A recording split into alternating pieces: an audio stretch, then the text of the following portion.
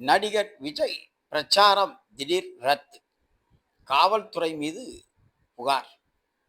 நடிகர் விஜய் இன்று பெரம்பூர், அண்ணாநகர் மற்றும் வில்லிவாக்கம் தொகுதிகளில் பிரச்சாரம் செய்ய தேர்தல் ஆணையத்திடம் அனுமதி பெற்ற நிலையில் போதிய பாதுகாப்பு ஏற்பாடுகளும் போக்குவரத்து ஒழுங்குபடுத்தாமையினாலும் போக்குவரத்து சம்பித்ததாகவும் காவல்துறை மீது புகார் தெரிவித்து தேர்தல் ஆணையத்தில் மனு.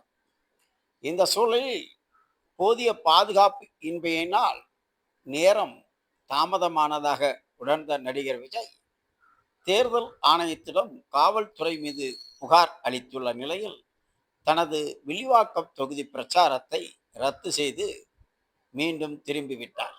எனவே தேர்தல் ஆணையத்திடம் காவல்துறை மீது உரிய புகார் அளித்துள்ள நடிகர் விஜய் போக்குவரத்தை ஒழுங்குபடுத்தாததால் பிரச்சாரம் செய்ய இயலவில்லை என்று தெரிவித்துள்ளார்.